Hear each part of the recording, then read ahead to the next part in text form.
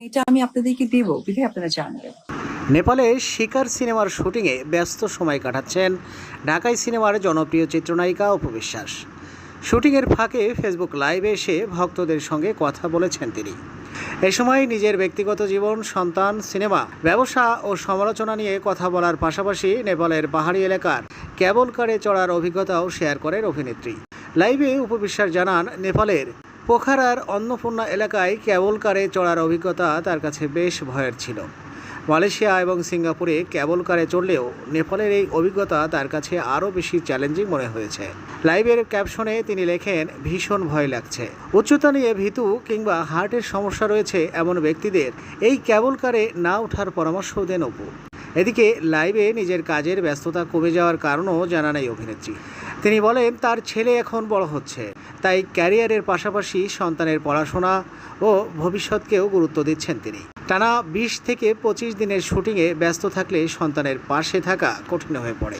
এ কারণে বর্তমানে দীর্ঘ শুটিংয়ের পরিবর্তে ফটোশ্যুট, ব্র্যান্ড প্রমোশন ও শোরুম উদ্বোধনের মতো স্বল্প সময়ের কাজ করছেন। এর পাশাপাশি নিজের বিউটি পার্লার এবং অনলাইন পোশাকের ব্যবসাও দেখাশোনা করছেন অপু। ব্র্যান্ড প্রমোশন এবং ফটোশ্যুট নিয়মিত উপস্থিতি নিয়ে সমালোচনার বিষয়েও কথা বলেন তিনি।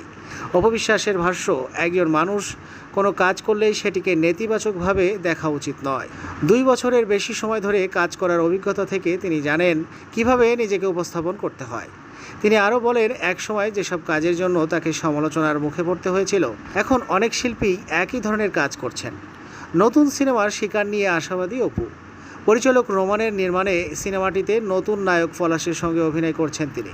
বাংলাদেশ, ভারত এবং নেপালের শিল্পী কলাকুশলীদের সমন্বয়ে বর্তমানে নেপালের বিভিন্ন লোকেশনে সিনেমাটির শুটিং চলছে। লাইভে নিজের সন্তানকে ভীষণ মিস করছেন বলেও জানান অপু বিশ্বাস। ভক্তদের প্রতি কৃতজ্ঞতা প্রকাশ করে তিনি বলেন, তার ভক্তরাই তার মূল শক্তি। লাইভে যারা বেশি বেশি মন্তব্য করবেন তাদের মধ্য থেকে কয়েকজনকে নিজের প্রতিষ্ঠান signature beauty parlour and boutique থেকে বিশেষ সেবা এবং পোশাক উপহার দেওয়ার ঘোষণা দেন তিনি।